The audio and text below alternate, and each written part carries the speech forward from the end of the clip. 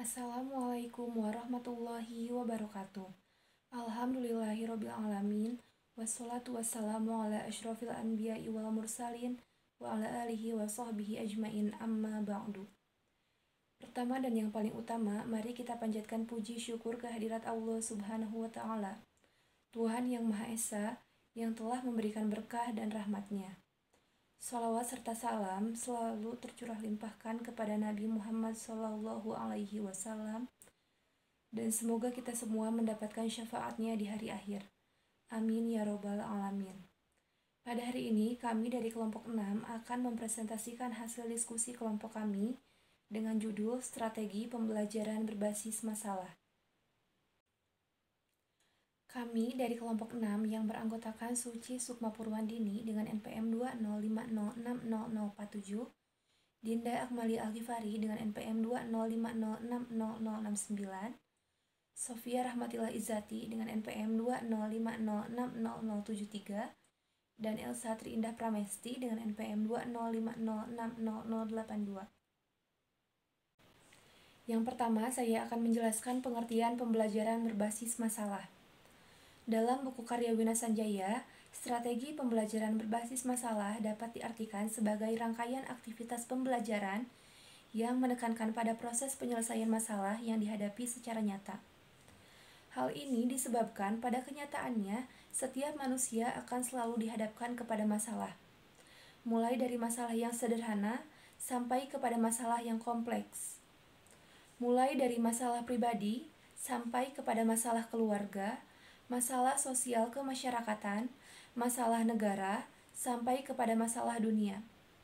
Sedangkan, dalam jurnal pendidikan matematika yang disusun oleh Junita Amalia dan kawan-kawan, pembelajaran berbasis masalah adalah suatu model pembelajaran yang didasarkan pada prinsip menggunakan masalah yang berdasarkan masalah dunia nyata, yang bertujuan untuk kemandirian siswa dalam menghadapi masalah yang ada. Pembelajaran berbasis masalah adalah salah satu cara siswa dalam pembelajaran. Nah, dari kedua pendapat tersebut, dapat disimpulkan bahwa pembelajaran berbasis masalah adalah model pembelajaran yang dirancang agar peserta didik mendapatkan pengetahuan penting dari apa yang mereka cari. Menantang peserta didik untuk belajar bagaimana belajar. Maksudnya, bagaimana proses untuk memperoleh ilmu pengetahuan tersebut yang membuat mereka mahir, meningkatkan rasa ingin tahu, mencari solusi, memecahkan masalah, dan tentunya dalam model pembelajaran ini membentuk peserta didik untuk memiliki kecakapan berpartisipasi dalam tim. Proses pembelajarannya menggunakan pendekatan yang sistematik untuk memecahkan masalah atau menghadapi tantangan yang nantinya diperlukan dalam kehidupan sehari-hari. Karena seluruh manusia di dunia ini tidak akan pernah luput dari masalah. Entah itu sebagai ujian, entah itu untuk menguatkan, entah untuk menjadikan sebagai pelajaran. Setiap apa yang kita lalui dan lewati dalam hidup ini, pasti ada maksud di balik itu semua. Begitupun dengan masalah kehidupan. Pasti ada tujuan di balik masalah tersebut. Tak ada masalah yang tak menemukan solusi, dan tak ada masalah yang tak menemui jalan akhir. Setiap masalah itu pastinya akan berakhir dan terlewati. Kita hanya perlu meyakinkan diri, berpikir positif, menerima, menghadapi, dan mencari solusi dari permasalahan tersebut. Karena dengan ujian, seseorang akan menjadi pribadi yang lebih kuat, lebih tangguh, dan menjadi pribadi yang lebih baik daripada sebelumnya. Selanjutnya saya akan menjelaskan hakikat masalah dalam strategi pembelajaran berbasis masalah. Antara strategi pembelajaran inquiry atau SPI dan strategi pembelajaran berbasis masalah atau SPBM memiliki perbedaan. Perbedaan tersebut terletak pada jenis masalah serta tujuan yang ingin dicapai. Berbeda dengan SPI, masalah dalam SPBM adalah masalah yang bersifat terbuka. Artinya, jawaban dari masalah tersebut belum pasti. Setiap siswa, bahkan guru, dapat mengembangkan kemungkinan jawaban. Dengan demikian, SPBM memberikan kesempatan kepada siswa untuk bereksplorasi, mengumpulkan, dan menganalisis data secara lengkap untuk memecahkan masalah yang dihadapi. Tujuan yang ingin dicapai oleh SPBM adalah kemampuan siswa untuk berpikir kritis, analitis, sistematis, dan logis untuk menemukan alternatif pemecahan masalah melalui eksplorasi data secara empiris dalam rangka menumbuhkan sikap ilmiah. Hakikat masalah dalam SPBM adalah gap atau kesenjangan antara situasi nyata dan kondisi yang diharapkan, atau antar kenyataan yang terjadi dengan apa yang diharapkan.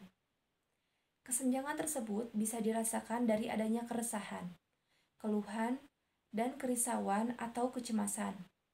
Oleh karena itu, maka materi pelajaran atau topik tidak terbatas pada materi pelajaran yang bersumber dari buku saja. Akan tetapi juga dapat bersumber dari peristiwa-peristiwa tertentu sesuai dengan kurikulum yang berlaku. Ada beberapa kriteria pemilihan bahan pelajaran SPBM. Yang pertama, bahan pelajaran harus mengandung isu-isu yang mengandung konflik atau konflik isu yang bisa bersumber dari berita, rekaman video, dan yang lainnya. Yang kedua, bahan yang dipilih adalah bahan yang bersifat familiar atau akrab dengan siswa, sehingga setiap siswa dapat mengikutinya dengan baik. Yang ketiga, bahan yang dipilih merupakan bahan yang berhubungan dengan kepentingan orang banyak atau universal, sehingga terasa manfaatnya. Yang keempat, bahan yang dipilih merupakan bahan yang mendukung tujuan atau kompetensi yang harus dimiliki oleh siswa sesuai dengan kurikulum yang berlaku. Dan yang kelima, bahan yang dipilih sesuai dengan minat siswa, sehingga setiap siswa merasa perlu untuk mempelajarinya. Pendekatan belajar berbasis masalah. Definisi pendekatan belajar berbasis masalah adalah suatu lingkungan belajar di mana masalah mengendalikan proses belajar mengajar. Hal ini berarti sebelum pelajar atau siswa belajar, mereka diberikan umpan berupa masalah. Masalah diajukan agar pelajar mengetahui bahwa mereka memecahkan masalah tersebut. Pendekatan ini juga mencakup keduanya, yaitu sebagai sebuah kurikulum dan sebuah proses. Kurikulum pembelajaran berbasis masalah terdiri atas masalah-masalah yang dirancang dan dipilih dengan teliti, yang menuntut kemahiran pembelajar dalam critical knowledge, problem solving, proficiency, self-directed learning strategies, dan team participation skill. Dalam prosesnya, pendekatan belajar berbasis masalah ini meniru pendekatan sistem yang biasa digunakan untuk memecahkan masalah atau menemukan tantangan-tantangan yang dihadapi dalam hidup dan karir, atau Burroughs dan Kelson. Selanjutnya, tahapan-tahapan SPBM. Sesuai dengan tujuan SPBM, yaitu untuk menumbuhkan sikap ilmiah dari beberapa bentuk SPBM yang dikemukakan para ahli. Maka secara umum, SPBM yang pertama, menyadari masalah. Implementasi SPBM adalah harus dimulai dengan kan. Pada tahapan ini, guru membimbing siswa pada kesadaran adanya kesenjangan yang dirasakan oleh manusia atau lingkungan sosial. Kemampuan yang harus dicapai oleh siswa pada tahapan ini adalah siswa dapat menentukan atau menangkap kesenjangan yang terjadi dari berbagai fenomena yang ada. Mungkin pada tahap ini, siswa dapat menentukan lebih dari satu. Akan tetapi, menentukan satu atau dua kesenjangan yang pantas untuk dikaji, baik melalui kelompok kecil atau bahkan individual.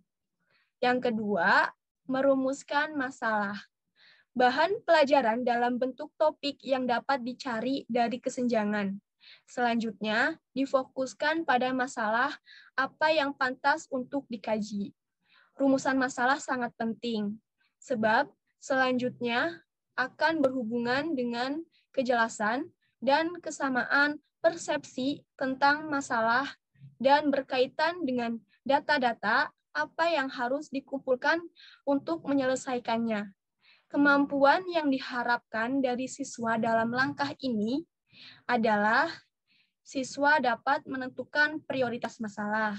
Siswa dapat memanfaatkan pengetahuannya untuk mengkaji, memerinci, dan menganalisis masalah, sehingga pada akhirnya muncul rumusan masalah yang jelas, spesifik, dan dapat dipecahkan. Yang ketiga, rumusan hipotesis. Sebagai proses berpikir ilmiah, deduktif, dan induktif. Maka, merumuskan hipotesis merupakan langkah penting yang tidak boleh ditinggalkan. Yang keempat, mengumpulkan data. Sebagai proses berpikir empiris, keberadaan data dalam proses berpikir ilmiah merupakan hal yang sangat penting, sebab menentukan cara menyelesaikan masalah sesuai dengan hipotesis yang diajukan harus diajukan sesuai dengan data yang ada.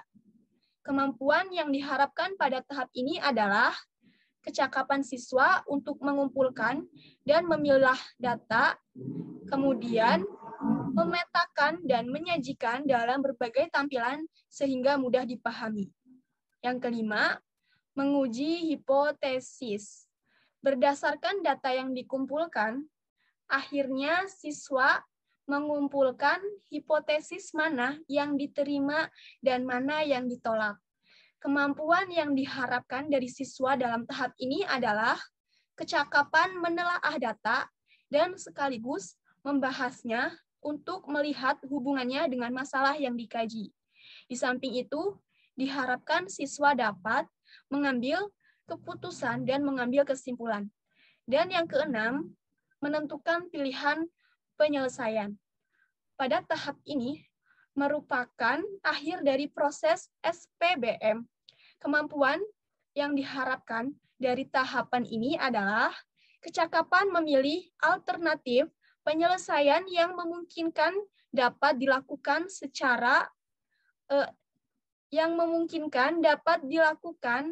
serta dapat memperhitungkan kemungkinan yang akan terjadi sehubungan dengan alternatif yang dipilihnya, termasuk memperhitungkan akibat yang akan terjadi pada pilihannya. Adapun keunggulan dan kelemahan SPBM. Yang pertama yaitu keunggulan sebagai suatu strategi pembelajaran, SPBM memiliki beberapa keunggulan. Yang diantaranya yang pertama yaitu ada pemecahan masalah atau problem solving, merupakan teknik yang cukup bagus untuk lebih memahami isi pelajaran. Yang kedua yaitu ada pemecahan masalah atau problem solving, dapat menantang kemampuan siswa serta dapat memberikan kemampuan untuk menemukan pengetahuan baru bagi siswa. Yang ketiga yaitu pemecahan masalah atau problem solving dapat meningkatkan aktivitas pembelajaran siswa. Yang keempat yaitu ada pemecahan masalah atau problem solving dapat membantu siswa bagaimana mentransfer pengetahuan mereka untuk memahami masalah dalam kehidupan masalah. Yang kelima yaitu ada pemecahan masalah atau problem solving dapat membantu siswa untuk mengembangkan pengetahuan barunya dan bertanggung jawab dalam pembelajaran yang mereka lakukan. Di samping itu, pemecahan masalah itu juga dapat mendorong untuk melakukan evaluasi sendiri, baik terhadap hasil maupun proses belajarnya. Yang keenam yaitu melalui pemecahan masalah atau problem solving bisa memperlihatkan kepada siswa bahwa setiap mata pelajaran pada dasarnya merupakan cara berpikir dan sesuatu yang harus dimengerti oleh siswa, bukan hanya sekedar belajar dari guru atau dari buku-buku saja. Yang ketujuh yaitu ada pemecahan masalah atau problem solving dianggap lebih menyenangkan dan disukai siswa. Yang kedelapan yaitu ada pemecahan masalah problem solving dapat mengembangkan kemampuan siswa untuk berpikir kritis dan mengembangkan kemampuan mereka untuk menyesuaikan dengan pengetahuan baru. Yang kesembilan yaitu ada pemecahan masalah atau problem solving dapat memberikan kesempatan pada siswa untuk mengaplikasikan pengetahuan yang mereka miliki dalam dunia nyata. Dan yang ke-10 yaitu pemecahan masalah atau problem solving dapat mengembangkan minat siswa untuk secara terus-menerus belajar sekalipun belajar pada pendidikan formal telah berakhir. Adapun kelemahannya, di samping keunggulan, SPBM juga memiliki kelemahan yang diantaranya yaitu pertama, manakala siswa tidak memiliki minat untuk tidak mempunyai kepercayaan bahwa masalah yang dipelajari sulit untuk dipecahkan, maka mereka akan merasa enggan untuk mencoba. Yang kedua yaitu keberhasilan strategi pembelajaran melalui problem solving membutuhkan cukup waktu untuk persiapan. Dan yang ketiga yaitu tanpa pemahaman maka mereka berusaha untuk memecahkan masalah yang sedang dipelajari, maka mereka tidak akan belajar apa yang mereka ingin pelajari. Model pembelajaran berbasis masalah. Problem-based learning atau PBL memusatkan pada masalah kehidupan yang bermakna bagi siswa. Peran guru menyajikan masalah, mengajukan pertanyaan, dan memfasilitasi penyelidikan dan dialog. Beberapa tahapan yang perlu guru lalui dalam pembelajaran berbasis masalah yaitu yang pertama ada guru menjelaskan tujuan pembelajaran, menjelaskan logistik yang dibutuhkan, dan memotivasi siswa terlibat dalam aktivitas pemecahan masalah yang dipilih. Yang kedua, guru membantu siswa mendefinisikan dan mengorganisasikan tugas belajar yang berhubungan dengan masalah tersebut. Yang ketiga, yaitu guru mendorong siswa untuk mengumpulkan informasi yang sesuai, melaksanakan eksperimen untuk mendapatkan penjelasan dan pemecahan masalah, pengumpulan data, hipotesis, dan pemecahan masalah. Yang keempat, yaitu guru membantu siswa dalam merencanakan dan menyiapkan karya yang sesuai seperti laporan dan membantu mereka berbagi tugas dengan temannya. Dan yang kelima, yaitu guru membantu siswa untuk melakukan refleksi atau evaluasi terhadap penyelidikan mereka dan proses-proses yang mereka gunakan.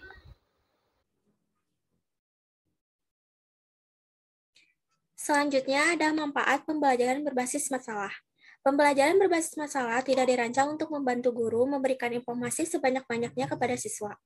Pembelajaran berbasis masalah dikembangkan untuk membantu siswa mengembangkan kemampuan berpikir, pemecahan masalah, dan keterampilan intelektual.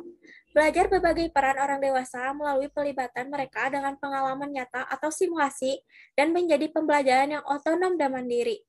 Menurut Sujana, manfaat khusus yang diperoleh untuk metode The Way adalah metode pemecahan masalah. Tugas guru adalah membantu para siswa merumuskan tugas-tugas dan bukan menyajikan tugas-tugas pelajaran.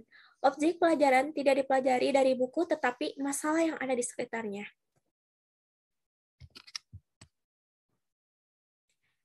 Dan ada pengaplikasian strategi pembelajaran berbasis masalah.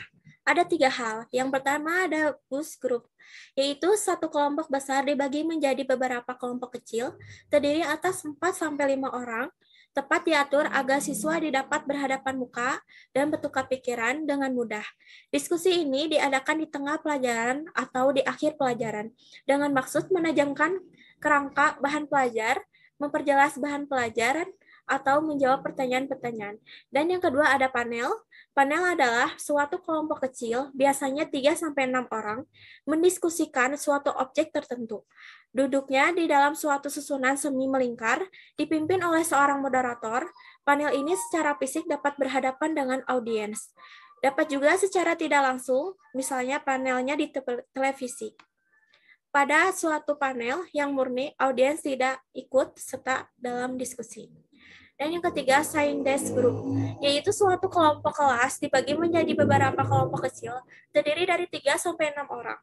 Masing-masing kelompok kecil melaksanakan tugas tertentu. Guru menjelaskan garis besarnya problem kepada kelas. Ia menggambarkan aspek-aspek masalah, kemudian tiap-tiap kelompok, sign desk, diberi tugas untuk mempelajari suatu aspek tertentu.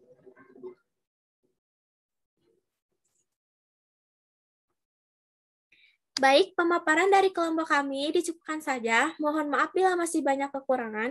Untuk yang mau bertanya, silakan secara virtual di Zoom atau di forum diskusi. Terima kasih. Wassalamualaikum warahmatullahi wabarakatuh.